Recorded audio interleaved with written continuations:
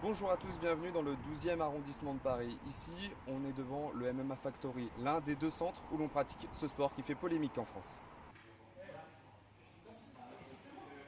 Vous voyez derrière moi cette cage, c'est ici que les meilleurs combattants français de MMA s'entraînent. Là, ça a été lancé en 2013. Ici, on apprend à gérer la douleur, la fatigue et en faire une force.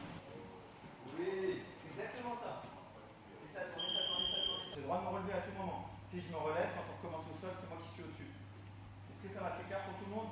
On met de l'intensité. Les compétitions de MMA sont légales partout dans le monde excepté deux pays, la Norvège et la France. Les entraînements, eux, sont autorisés. Le MMA est le sigle de Mixed Martial Arts, comprenez arts martiaux mélangés. On peut avoir un pratiquant de karaté qui excelle en MMA parce qu'il a réussi à intégrer son karaté dans le MMA. On peut avoir un pratiquant de kung-fu, etc., etc. Maintenant, les disciplines qu'on pratique le plus, c'est pour le pied-point, ça va être la boxe thaï et la boxe anglaise. Ensuite, ça va être beaucoup la lutte pour les projections, même si on a des bons judokas qui ont fait des transferts, on a osé. Et puis au sol, c'est beaucoup de jiu-jitsu brésilien.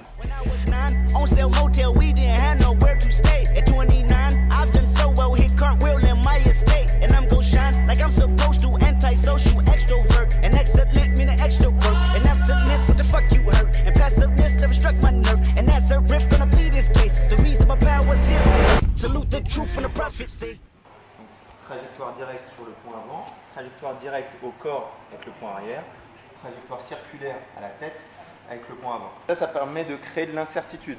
C'est-à-dire que comme je change de niveau en permanence, il ne sait pas où vont les frappes, il ne sait pas si je vais chercher à lutter ou si je vais chercher à frapper. Maintenant, on va voir qu'on a tous les deux des possibilités d'attaque et de défense à tout moment. Donc quand je vais descendre pour saisir, Taylor a anticipé mon action offensive et donc il va faire une tentative de soumission. J'y vais, pam, pam, pam, boum, je descends, il saisit, ou je n'ai pas d'autre choix que d'abandonner. En MMA, la compétition prend le pas sur le loisir. Sa pratique peut parfois être bénéfique dans la vie active. JP, donc ici on m'appelle tous Tiger, je suis fonctionnaire de police. C'est utile dans le métier, ça peut, de temps en temps ça peut servir. Forcément pas de frappe parce qu'avec ça serait mal vu.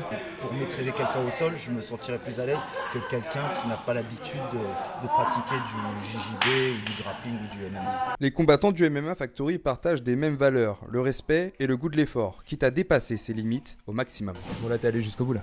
Ah ouais, là je suis mort là, c'est la reprise pour moi un peu. Tu voulais pas faire le dernier sparring, t'étais KO? Ah ouais, j'étais un peu cuit, mais t'as vu avec les entraîneurs, tout ça, ça pousse.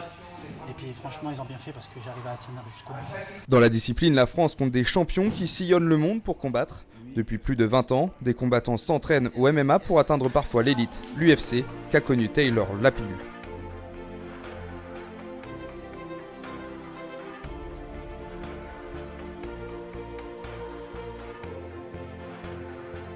L'UFC, c'est la ligue majeure qu'il y a dans le MMA. C'est un peu comme la NBA pour le basket. Donc c'est vraiment la promotion reine un petit peu de toutes les organisations qu'il peut y avoir dans le monde.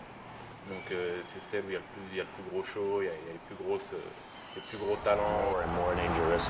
For the better part of a decade, he was the standard by which all the others were desperate to be measured. Am I ready for a title shot or what?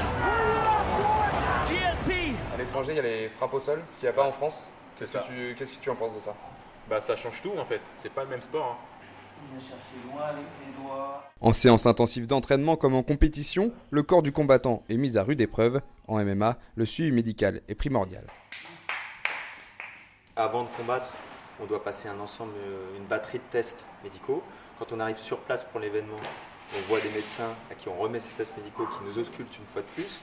Quand on sort de la cage, tout de suite après, on est ausculté par les médecins. Si jamais on a pris un choc, un KO, un arrêt de l'arbitre un peu trop précipité, on est envoyé directement pour passer un IRM ou un scanner de la tête.